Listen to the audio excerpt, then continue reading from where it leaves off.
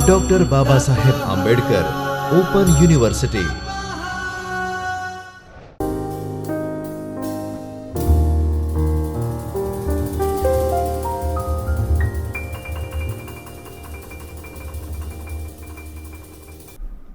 નમસ્તે. Doctor Baba Saheb Ambedkar open university Jyotirmay પરિસર ખાતેના ચૈતન્ય સ્ટુડિયોમાંથી હું આશના ત્રેહાન આપનું સ્વાગત કરું છું. આજે આપણે FY BComનો એક વિષય નાણાકીય હિસાબી પદ્ધતિના યુનિટ નંબર 8 કે જેમાં બિન વેપારી સંસ્થાના હિસાબો વિશે માહિતી મેળવશું. તો સૌપ્રથમ તેની રૂપરેખા જોઈએ.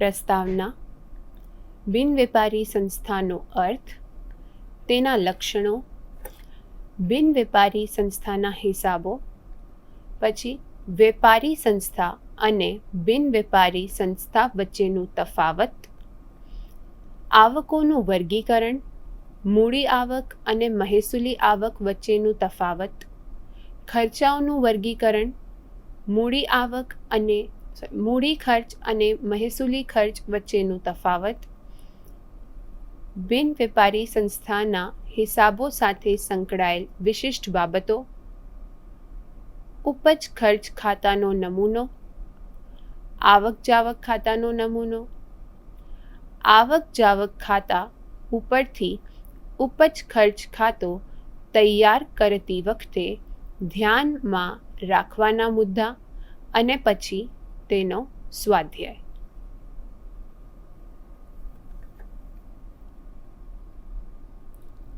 હવે આજના લેક્ચરમાં આપણે જાણીશું આ એકમનો પ્રસ્તાવના, તેનો અર્થ, લક્ષણો, બિન વેપારી સંસ્થાના હિસાબો, વેપારી સંસ્થા અને બિન વેપારી સંસ્થા વચ્ચેનું તફાવત,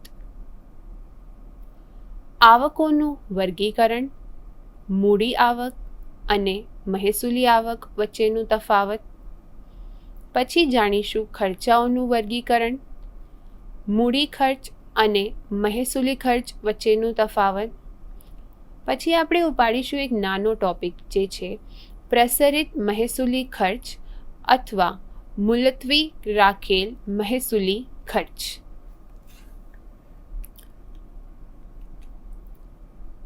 વેપારી સંસ્થાનો અર્થ આપણને ખબર છે, જે નફો કરવા માટે કામ કરે છે. આજે આ એકમમાં આપણે બિન વેપારી સંસ્થાના વિશે સમજીશું, જેનો તેમને ખ્યાલ તો હશે જ, કારણ કે આપણે 11મા ધોરણમાં આ એકમ ભણી જ ચૂક્યા છીએ. સામાન્ય રીતે વેપારી પેઢીઓ અને સંસ્થાઓ નફો કરવાના હેતુથી જ અસ્તિત્વમાં આવે છે, પણ સમાજમાં એવી ઘણી સંસ્થાઓ છે કે જેમનો મુખ્ય હેતુ નફો નહીં પણ સમાજની સેવા કરવાનો, સભ્યોના હિત કે ઉત્કર્ષ અર્થે પ્રવૃત્તિઓ કરવાનો, શિક્ષણનો પ્રચાર અને પ્રસાર કરવાનો, એટલે કે શૈક્ષણિક, સામાજિક, સખાવતી, ધાર્મિક, સાંસ્કૃતિક કે કલાના વિકાસનો હોય છે, જેને બિન વેપારી સંસ્થાના હિસાબો કહેવામાં આવે છે.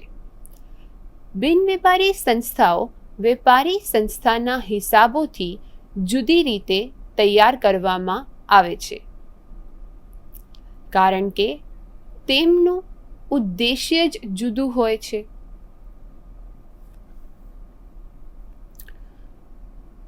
હવે આપણે આગળ ચાલીએ અને જાણીએ બિન વેપારી સંસ્થાનો અર્થ.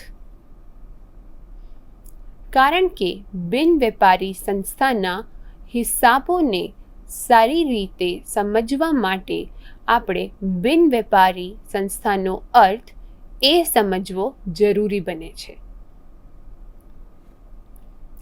જે સંસ્થાનો હેતુ નફો કરવાનો નહીં પરંતુ સમાજ સેવા, રમતગમત અને શિક્ષણનો પ્રચાર પ્રસાર કે સાંસ્કૃતિક પ્રવૃત્તિઓના વિકાસ માટેનો છે તે બિન વેપારી સંસ્થા કહેવાય છે.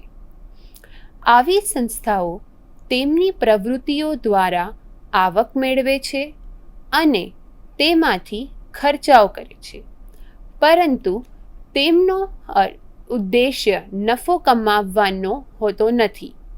અહીંયા આ વાત મહત્વની છે. આવી સંસ્થાઓમાં રમતગમતના ક્લબો, ચેમ્બર ઓફ કોમર્સ જેવા વેપારી સંગઠનો, અનાથ આશ્રમ, ધાર્મિક સંસ્થાઓ વગેરે સમાવેશ છે. દાખલા તરીકે રાજપથ ક્લબ અમદાવાદ, અમદાવાદ જીમખાના વગેરે. અર્થ પછી આપણે બિન વેપારી સંસ્થાના લક્ષણો એટલે કે તેના કેરેક્ટરિસ્ટિક્સ સમજીશું, જે નીચે મુજબ છે. પહેલો લક્ષણ છે સેવા. આ સંસ્થાનો મુખ્ય હેતુ નફાનો નહીં પરંતુ સેવાનો હોય છે, જે આપણે અર્થમાં પણ સમજ્યા જ છે. બીજું લક્ષણ છે વેપાર ખાતું. આ સંસ્થાનો હેતુ વેપાર કરવાનો ન હોવાથી તે વેપાર ખાતું તૈયાર કરતી નથી. જો નફો કરતી વેપારી સંસ્થા હોય તો તેમાં વેપાર ખાતું બનાવવું પડે છે, પણ જ્યારે આપણે વાત કરીએ બિન વેપારી સંસ્થાના વિશે તો તેનો હેતુ નફો કરવાનો નથી, જેથી આમાં વેપાર ખાતું તૈયાર કરવામાં આવતું નથી. પછી ઉપજ ખર્ચ ખાતું. તેનો ઉદ્દેશ્ય નફો કરવાનો ન હોવાથી તે વર્ષના અંતે નફા નુકસાન ખાતું નહીં બનાવતા ઉપજ ખર્ચ ખાતું તૈયાર કરે છે. આ ખાતું થોડું નફો નુકસાન ખાતા જેવું જ હોય છે, પરંતુ આ એકમમાં નફોનું ઉદ્દેશ્ય ન હોવાથી તેને ઉપજ ખર્ચ ખાતું કહેવામાં આવે છે. પછી આવક જાવક ખાતું. આવી સંસ્થાના સામાન્યતઃ રોકડના વ્યવહારોને નોંધવા માટે આવક જાવક ખાતું તૈયાર કરે છે. આ ખાતું વેપારી સંસ્થાના રોકડ મેળ ખાતા જેવું જ હોય છે. પછી પાકું સરવૈયું. આવી સંસ્થાઓએ વર્ષના અંતે આર્થિક સ્થિતિ જાણવા માટે પાકું સરવૈયું તૈયાર કરે છે, જેમાં મિલકત અને દેવા નોંધવામાં આવે છે. મૂડી ફંડ. બિન વેપારી સંસ્થાની મૂડીને મૂડી ભંડોળ કે મૂડી ફંડ કે કાયમી ફંડ તરીકે ઓળખવામાં આવે છે. લવાજમ. આ પ્રકારની સંસ્થાની મુખ્ય આવક સભ્યોનું લવાજમ હોય છે. ચાલો હવે આપણે એના લક્ષણો સમજી લીધા. હવે આના પછી આપણે બિન વેપારી હિસાબોની ગણતરી કેવી રીતે થાય છે તે સમજીશું. બિન વેપારી સંસ્થાના હિસાબો કરવા માટેની બે રીતો નીચે મુજબ છે. પહેલી રીત થાય છે વેપાર પદ્ધતિ અને બીજી રીત હોય છે રોકડ પદ્ધતિ. તો ચાલો હવે આપણે પહેલી પદ્ધતિ વેપારી પદ્ધતિમાં શું આવે તે સમજીશું. વેપારી પદ્ધતિ વર્ષ દરમિયાન ચૂકવેલ ખર્ચા અને મેળવેલ ઉપજની સાથે સાથે નહીં ચૂકવેલ ખર્ચા અને નહીં મેળવેલ ઉપજને પણ ગણતરીમાં લઈને હિસાબો તૈયાર કરવામાં આવે છે. જ્યારે આપણે વાત કરીએ રોકડ પદ્ધતિની, આ પદ્ધતિમાં વર્ષ દરમિયાન માત્ર રોકડમાં ચૂકવેલ ખર્ચા અને મળેલ ઉપજને ધ્યાનમાં લઈ હિસાબો તૈયાર કરવામાં આવે છે. હવે આપણે બિન વેપારી સંસ્થાના હિસાબોમાં કયા ખાતાઓ તૈયાર કરવામાં આવે છે તે જાણીશું. આવક જાવક ખાતું. આ ખાતામાં રોકડ આવક જાવકની નોંધ કરવામાં આવે છે, જેમાં નાણાંનું આવન જાવન નોંધવામાં આવે છે. ઉપજ ખર્ચ ખાતું. આ ખાતું વેપારી સંસ્થાનના નફા નુકસાન ખાતા જેવું જ છે, જેમાં બધા મહેસૂલી ઉપજો અને ખર્ચાઓ નોંધવામાં આવે છે. પાકું સરવૈયું. બિન વેપારી સંસ્થા વર્ષના અંતે સંસ્થાની આર્થિક સ્થિતિ જાણવા માટે પાકું સરવૈયું તૈયાર કરે છે, જેમાં આપણે મિલકતો અને દેવાઓ નોંધવામાં આવે છે. આ 3 ખાતાઓમાં જ આપણો આખું એકમ બિન વેપારી સંસ્થાના હિસાબો એ સમાવેશ છે. આખા એકમમાં આ 3 ખાતાઓ જ કરવાના રહે છે. ચાલો હવે સૌથી પહેલા આપણે શરૂ કરીએ વેપારી અને બિન વેપારી સંસ્થાના વચ્ચેનું તફાવત જાણીએ. તફાવતનો પહેલો મુદ્દો બને છે વેપારી અને બિન વેપારી સંસ્થાનો અર્થ અને તેનો ઉદ્દેશ્ય વચ્ચે. આ મુદ્દો આપણે આગળ ઓલરેડી જાણી જ લીધો છે.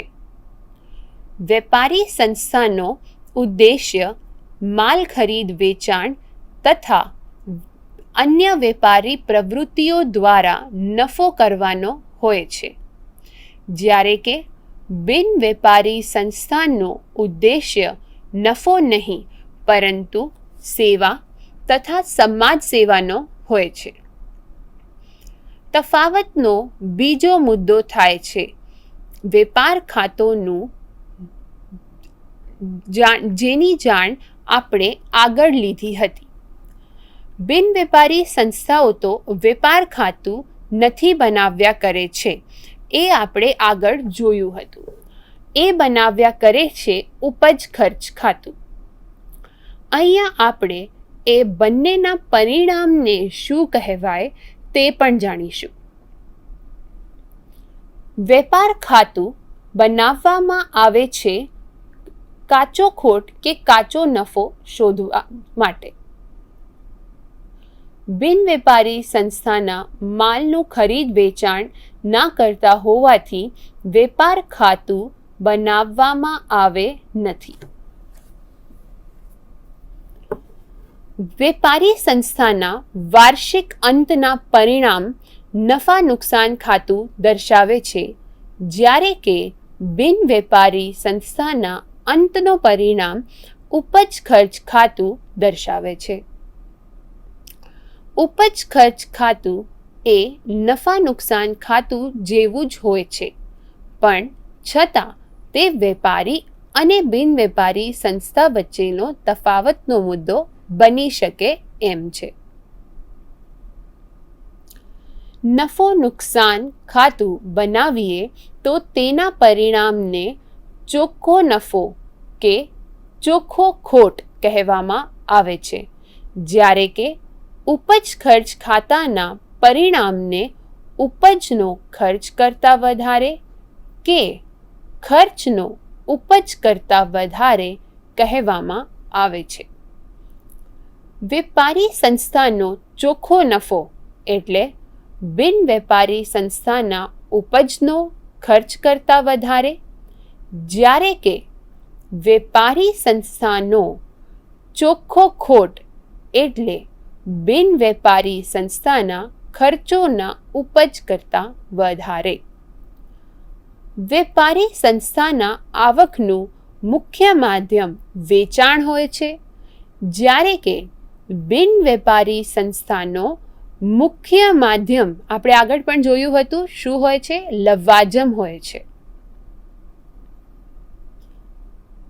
વેપારી સંસ્થાઓ વાર્ષિક હિસાબો માટે વેપાર ખાતું, નફા નુકસાન ખાતું અને પાકું સરવૈયું બનાવે છે, જ્યારે કે બિન વેપારી સંસ્થા તેના વાર્ષિક હિસાબો માટે ઉપજ ખર્ચ ખાતું અને પાકું સરવૈયું તૈયાર કરે છે. વેપારી સંસ્થાના મિલકતોમાંથી દેવા બાદ કરતા તફાવતની રકમને મૂડી કહેવામાં આવે છે, જ્યારે કે બિન વેપારી સંસ્થાના મિલકતોમાંથી દેવા બાદ કરતા તફાવતની રકમને મૂડી ભંડોળ કહેવામાં આવે છે. ભંડોળ વર્ડ એડ થઈ જાય છે બિન વેપારી સંસ્થાઓ માટે. વેપારી સંસ્થામાં રોકડ લેવડ દેવડના વ્યવહારો રજૂ કરવા રોકડ મેળ તૈયાર કરવામાં આવે છે, જ્યારે કે બિન વેપારી સંસ્થાઓમાં રોકડ લેવડ દેવડના વ્યવહારો માટે આવક જાવક ખાતું એ તૈયાર કરવામાં આવે છે. આ સાથે આપણો આ ટોપિક ફિનિશ થયું. હવે આપણે આ એકમનો સૌથી અગત્ય વિષય ભણીશું, જે છે બિન વેપારી સંસ્થાના આવકો અને ખર્ચાઓનું વર્ગીકરણ. પહેલા આપણે જાણીશું બિન વેપારી સંસ્થાના આવકો વિશે. આવકો બે પ્રકારની હોય છે. પહેલો પ્રકાર થાય છે મૂડી આવક અને બીજો પ્રકાર થાય છે મહેસૂલી આવક. પહેલે આપણે જાણીશું મૂડી આવકના વિશે.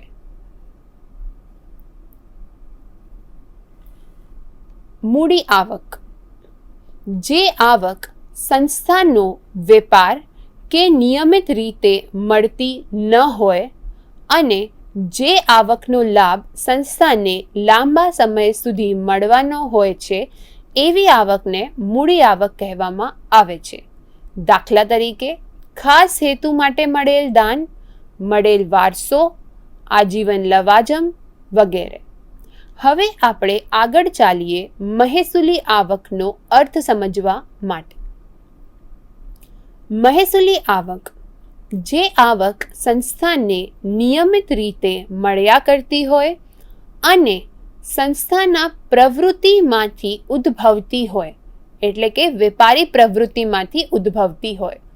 દાખલા તરીકે સભ્યોનું વાર્ષિક લવાજમ, આજીવન એ મૂડી હતી, વાર્ષિક એ થાય છે આપણી મહેસૂલી આવક. આ બંને આવકોને સરખી રીતે સમજવા માટે આપણે હવે ભણીશું બંને આવકો વચ્ચેનું તફાવત. તફાવતનો પહેલો મુદ્દો છે બંને પ્રકારની આવકોનું અર્થ. તો ફરીથી જોઈએ અર્થ. મૂડી આવક જે આવક સંસ્થાને વારંવાર કે નિયમિત રીતે મળતી ન હોય તેમજ તે આવકોનો લાભ સંસ્થાને લાંબા સમય સુધી મળવાનો હોય. પછી જોઈએ મહેસૂલી આવકનો અર્થ. જે આવક સંસ્થાને નિયમિત રીતે મળ્યા કરતી હોય તે હોય છે આપણી મહેસૂલી આવક. બંને આવકોનું અર્થ તો આપણે આગળ પણ જોયું હતું. હવે આપણે આગળ ચાલીએ તફાવતના બીજા મુદ્દા પર, જે છે મૂડી અને મહેસૂલી આવકોનું ઉદ્દેશ્ય. મૂડી આવકોનો ઉદ્દેશ્ય લાંબા ગાળાનું ભંડોળ મળવાનો હોય છે, જ્યારે કે મહેસૂલી આવકોનું ઉદ્દેશ્ય નિયમિત આવક મેળવવાનો છે. તફાવતનો ત્રીજો મુદ્દો બને છે હિસાબોમાં બંને આવકોનું રજૂઆત. મૂડી આવક પાકા સરવૈયામાં જવાબદારી બાજુ દર્શાવાય છે, જ્યારે કે મહેસૂલી આવકો ઉપજ ખર્ચ ખાતામાં જમા બાજુ દર્શાવાય છે. મૂડી આવક ખાતાની બાકી દર વર્ષે આગળ લઈ જવામાં આવે છે, જ્યારે કે મહેસૂલી આવકો ઉપજ ખર્ચ ખાતે લઈ જવામાં આવે છે. હવે બંને આવકોનું ઉદાહરણ જોઈએ. મૂડી આવકનું ઉદાહરણ ચોક્કસ હેતુ માટે મળેલ દાન, મિલકતો વેચાણની ઉપજ વગેરે. મહેસૂલી આવકો લવાજમ, લોકરનું ભાડું, પસ્તીની વેચાણ વગેરે. ચાલો હવે આવકોનું વર્ગીકરણ ભણ્યા પછી આપણે જાણીશું ખર્ચોના વર્ગીકરણના વિશે. ખર્ચાઓનું વર્ગીકરણ. બિન વેપારી સંસ્થાના ખર્ચાઓનો પહેલો પ્રકાર હોય છે મૂડી ખર્ચ અને બીજો પ્રકાર થાય છે મહેસૂલી ખર્ચ. મૂડી ખર્ચ મૂડી ઉપજની જેમ જ હોય છે. જે ખર્ચ ધંધામાં નિયમિત રીતે કરવામાં આવતો ન હોય જેનો લાભ સંસ્થાને લાંબા સમય સુધી મળતી હોય છે, એવા ખર્ચાઓને કહેવામાં આવે છે મૂડી ખર્ચ. દાખલા તરીકે જમીન, મકાન, યંત્રો વગેરે. મહેસૂલી ખર્ચ.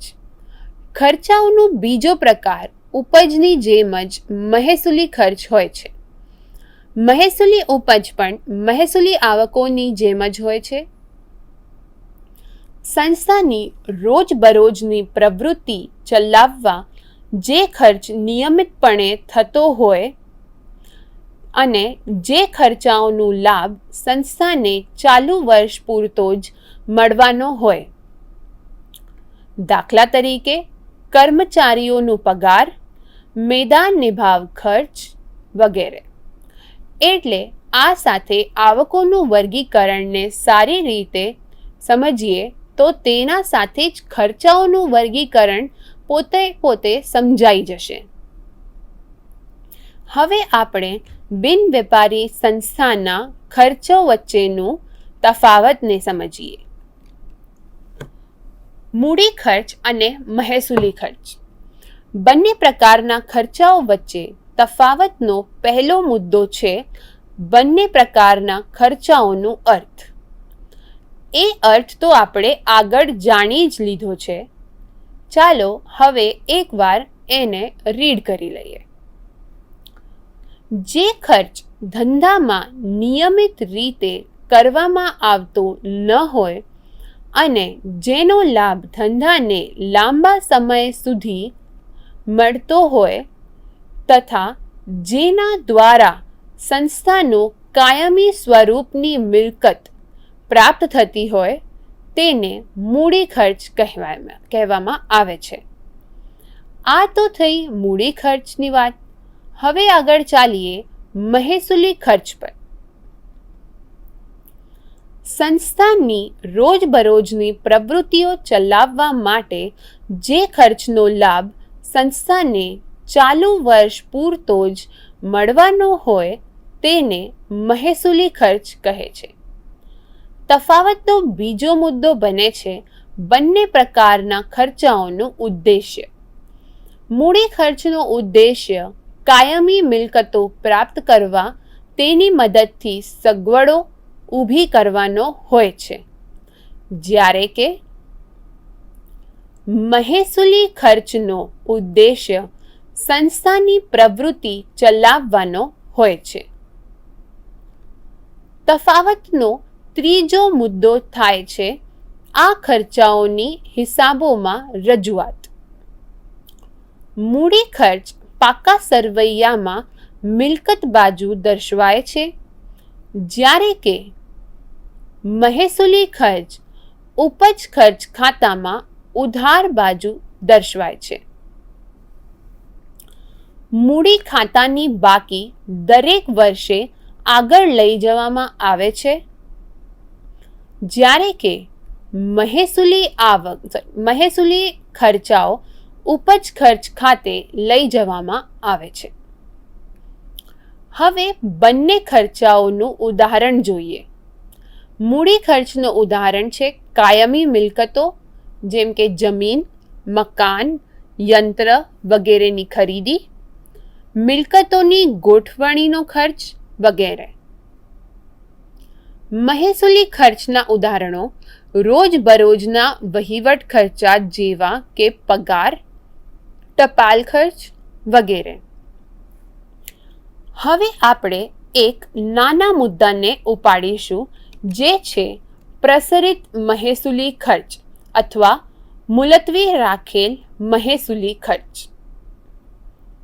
મહેસૂલી ખર્ચનો લાભ જે વર્ષમાં તે ચૂકવવામાં આવ્યો હોય તે વર્ષમાં મળે છે, પરંતુ કેટલાક ખર્ચા આવા હોય કે જેનો લાભ જે વર્ષ ખર્ચા ચૂકવવામાં આવ્યા હોય તે વર્ષ ઉપરાંત ત્યાર પછીના અમુક વર્ષો સુધી પણ મળતો રહે છે.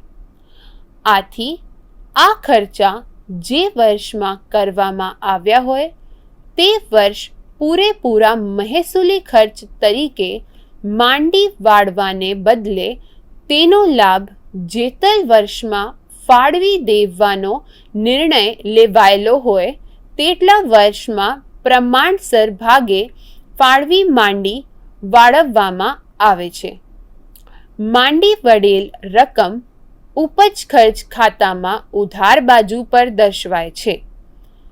જે ભાગ માંડી વાળવામાં ન આવ્યો હોય તેને પાકા સરવૈયામાં મિલકત બાજુ છેલ્લે દર્શાવાય છે.